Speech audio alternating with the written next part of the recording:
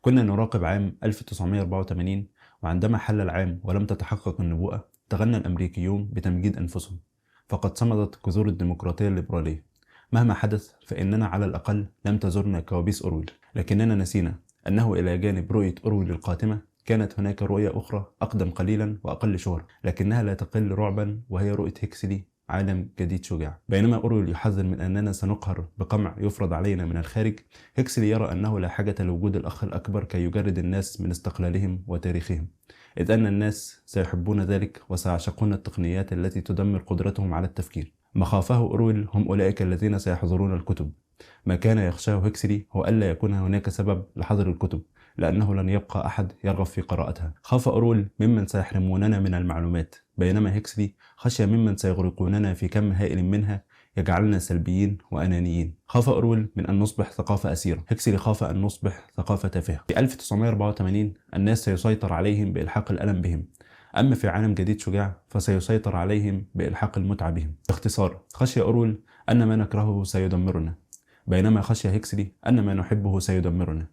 يتناول هذا الكتاب احتمال أن هيكسلي وليس أورويل من كان محقا. بالمقدمة دي ابتدى بوسمان كتابه الرائع Amusing Ourselves to Death، أو نسلي أنفسنا حتى الموت، اللي اتكتب سنة 1985. واللي بيتكلم في المقدمة دي إن وقت ما كتب الكتاب سنة 1985، يعني من حوالي 40 سنة، إن إحنا وصلنا للديستوبيا اللي رسمها أدلس هيكسلي في روايته الشهيرة عالم جديد شجاع. هيكسلي تخيل مستقبل إن الإنسان فيه بيتصنع حرفيا وبيتبرمج قبل ما يتصنع علشان يكون حابب الدور اللي هو فيه، وبدل ما السيطرة تحصل بالقوة والقمع زي رواية 1984 اللي كتبها أورويل، السيطرة هنا بتحصل من خلال المتعة والراحة المستمرة اللي بتخلي الإنسان يفقد قدرته على التفكير والاختيار الحر. في رواية عالم جديد شجاع الناس بيحبوا النظام ده اللي بيجردهم من إنسانيته. رواية هيكسلي اتكتبت سنة 1932، وكتاب Amusing Ourselves to Death اللي احنا هنتكلم عنه النهارده كتاب سنة 1985. وعلى الرغم من ان الاثنين مكتوبين بقالهم زمن طويل، الا ان هم بيوصفوا الواقع اللي احنا عايشين فيه دلوقتي. ففي الفيديو ده هنقول ايه اللي حصل لتفكيرنا، وازاي بقينا نسلي انفسنا حتى الموت. Medium is the message،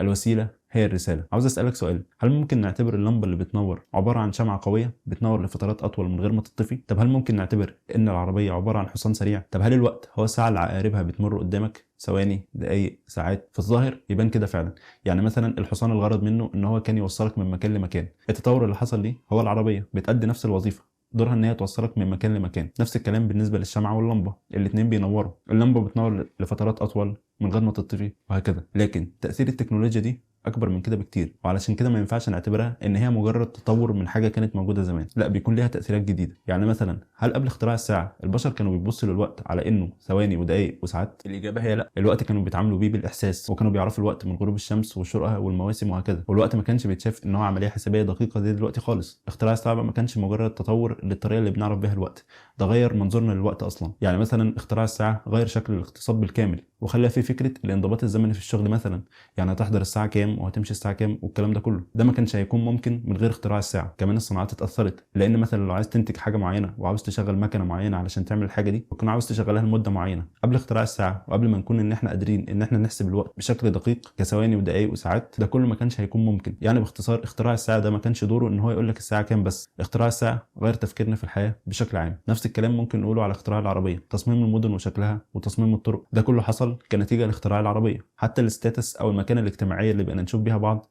اختلفت على حسب كل واحد معاه عربيه نوعها ايه. فهي ما كانتش بس تطور للوسيله اللي كانت موجوده قبل كده، لا، دي كان ليها توابع اكبر من كده بكتير. تبقى علاقه الكلام ده بقى بالفكره بتاعتنا، او ايه علاقته بالتفكير والتركيز اللي احنا بنتكلم عليه؟ تايبوجرافيك سوسايتي، المجتمع المبني على القراءه. زي ما احنا لسه قايلين ان الوسيله هي الرساله، وان ظهور تكنولوجيا معينه مش بيخلي بس الحاجه اللي كانت بتتعمل بالتكنولوجيا دي اسهل، لا، ده بيكون ليه تاثيرات تانية اكبر وبيغير طريقه تفكيرنا عن العالم بشكل عام. طيب كان شكل العالم ايه قبل ظهور التلفزيون او الصوره بشكل عام، او اللي بوستمان بيقول عليه المجتمع المبني على القراءة؟ وايه اثر ظهور التلفزيون او الصورة، او اللي بيسميه بوستمان الاوديو فيجوال سوسايتي، او المجتمع المبني على الصوت والصورة؟ النقلة دي كان تأثيرها عامل ازاي؟ قبل ما نجاوب على السؤال ده محتاجين نسأل سؤال تاني، الكتابة والطباعة اثرت ازاي في الناس لما ظهرت؟ لان دي تعتبر برضه تكنولوجيا اثرت في حياة الناس. بوستمان في كتابه بيحكي عن مناظرة حصلت سنة 1857 بين لينكولن اللي بقى رئيس امريكا بعد كده وبين واحد تاني اسمه دوجلاس. وكان نظام المناظرة كالتالي: دوجلاس في الاول اتكلم لمدة ساعة كاملة، بعد كده لينكولن اتكلم لمدة ساعة ونص، بعد كده دوجلاس كان عنده فرصه ان هو يرد عليه لمده نص ساعه، والمناظره دي تعتبر كانت مناظره قصيره لان الاثنين كان لهم مناظرات قبل كده اطول بكتير. يعني مثلا كان في مناظره بينهم قبل كده دوجلاس اتكلم فيها لمده 3 ساعات، ولما جت الفرصه ان لينكولن يرد عليه كان الوقت اتاخر، فطلب من الناس ان هم يمشوا ويرجعوا تاني، ولما رجعوا اتكلم لينكولن لمده 4 ساعات. فكر كده معايا ايه طبيعه الجمهور المستعد يسمع مناظره لمده 7 ساعات، مع العلم ان دوجلاس ولينكولن ما كانوش مترشحين للرئاسه اصلا، بس الناس كانوا بيسمعوهم فعلا علشان هم مهتمين بالمواضيع اللي هم بيناقشوا. بوسمان بقى بيقول ان ده كان نتيجه لان المجتمع كان مبني على القراءه. بوسمان بيقول ان الكتابه هي اللي ادت لولاده تحليل الافكار. الكتابه بتخلي المحتوى اللي منقول من خلالها لازم يكون مكتوب بتسلسل معين،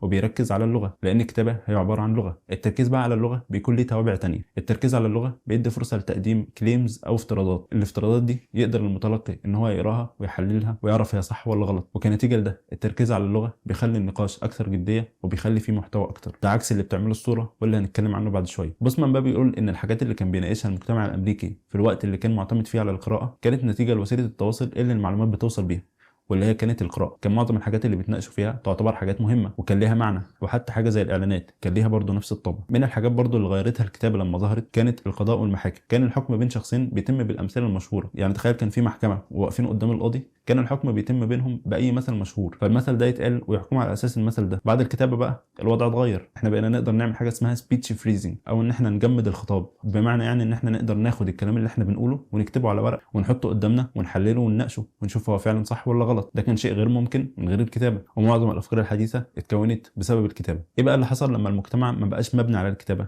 او بقى فيجوال اوديو سوسايتي، او مجتمع مبني على الصوت والصوره؟ التليجراف. قبل تحول المجتمع لمجتمع وسيلته الرئيسيه في المعرفه هي الصوت والصوره، حصل برضه تغير مهم اثر على الطريقه اللي بيشوفوا بيها الناس العالم. التغير ده كان ظهور التليجراف. التليجراف هو وسيله بيتنقل بيها المعلومات بشكل لحظي عن طريق اشارات كهربيه. فالخبر لو لسه حاصل في مكان معين، التليجراف يقدر ان هو ينقله في لحظتها في مكان تاني خالص. فبعد ما كان انتشار الاخبار كان مرتبط بسرعه المواصلات اللي الاخبار دي هتنتشر بيها، دلوقتي ما بقاش في كده. الخبر بيحصل في مكان يتنقل للمكان التاني في لحظتها. وزي ما قلنا في الاول، ظهور تكنولوجيا معينه مش بس بيخلي الحاجه اللي كانت بتتعمل بيها اسرع واسهل، لا ده بيغير نظرتنا للحياه وبيكون ليها تاثيرات تانية اكبر من كده بكتير. طب التليجراف ده بقى اثر ازاي؟ قبل ظهور التليجراف كانت الاخبار دايما بتركز على الحاجه اللي بتهم الشخص اللي هيوصل له الخبر ده، وده بسبب صعوبه نقلها، فكان بيوصل له الاخبار المهمه. لكن بقى مع ظهور التليجراف حصل حاجه شبه اللي حصلت مع السوشيال ميديا كده، وده كان يعتبر بدايه تسريع الاخبار. وبدات لغه بيسموها لغه الهيدلاينز او لغه العناوين، ودي عناوين الصحف زي اللي احنا بنشوفها دلوقتي، اللي هو عاوزين بقى نقول اكتر حاجه حديثه واكتر حاجه مثيره للجدل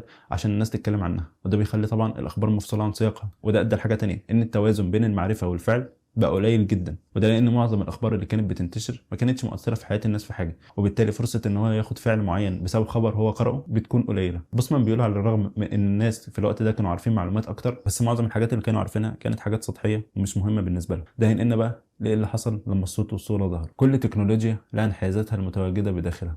الصوره الفيزيائيه لها تخلق طريقه معينه لاستخدامها. فقط الأشخاص الذين لا يعرفون شيئا عن التاريخ يعتقدون أن التكنولوجيا حيادية. زي ما قلنا إن ظهور الكتابة خلى الناس بشكل عام تقدر المنطق والتحليل، اللي أدى ليه ظهور التلفزيون بقى. في أواخر السبعينيات من القرن اللي فات كان في قضية مشهورة جدا في أمريكا اسمها The Iranian Hostage Crisis، وكان تقريبا لو سألت أي أمريكي كان هيكون ليه رأي في الموضوع ده. لكن لو جيت مثلا سألته عن أي تفاصيل تخص الموضوع ده، زي مثلا إيه سبب المشكلة أصلا، أو مثلا إيه اللغة اللي بيتكلمها الإيرانيين، أو إيه العقيدة اللي عندهم مخليهم إن هم يعملوا كده، أو أي أسئلة من النوع ده، احتمال كبير إن هو ما يكونش عارف المعلومات دي. بوسمان بيقول إن ده كان بسبب ظهور التلفزيون أو الصوت والصورة بشكل عام، وبيقول إن زي ما الكتابة كان ليها تأثير في الطريقة اللي بيتكلم بيها الأمريكيين في السياسة والدين والمواضيع الاجتماعية بشكل عام، التلفزيون كان ليه تأثير برضه في ده. الأمريكيين بيسلوا بعض مش بيكلموا بعض، بدل ما يتبادلوا الأفكار بيتبادلوا الصور. المناظرات السياسية اللي بقت تحصل بعد ظهور التلفزيون أو الصوت والصورة ما كانش ليها أي علاقة بالمناظرات اللي كانت بتحصل وقت ما كانت الكتابة هي المسيطرة على المعرفة. كل مرشح في المناظرات الرئاسية دي بيكون عنده 5 دقايق علشان يرد على سؤال معين. طبعا في ظروف زي دي التعقيد والمنطق ما بيكونش ليهم أي دور. بوسمان بيقول إن حتى التركيز بعد المناظرات دي ما بيكونش عن اللي قال حجج أقوى، لأن أصلا الحجج اللي بتتقال بتكون قليلة جدا، لكن النقاش كله بيكون أكن كان في ماتش بوكسينج وبنشوف مين اللي ادى التاني الضربة القاضية. وده لأن الوسيلة اللي بتقدم من خلالها الأخبار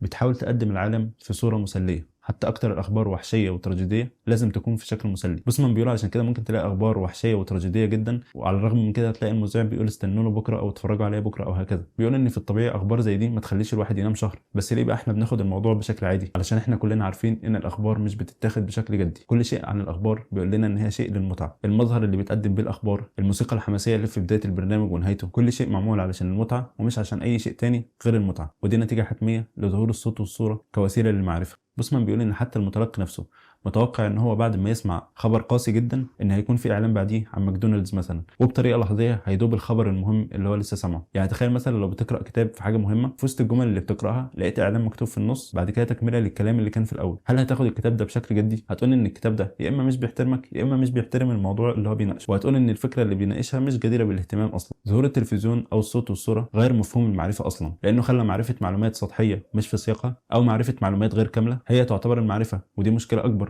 لان ده بيخلي الشخص فاكر انه عارف حاجه معينه وهو في الحقيقه مش عارف عنها اي حاجه. وده بالظبط اللي تنبأ بيه هيكسلي في الروايه بتاعته، ان مفهوم المعرفه نفسه هيتشوه، وده بالظبط اللي حاصل دلوقتي.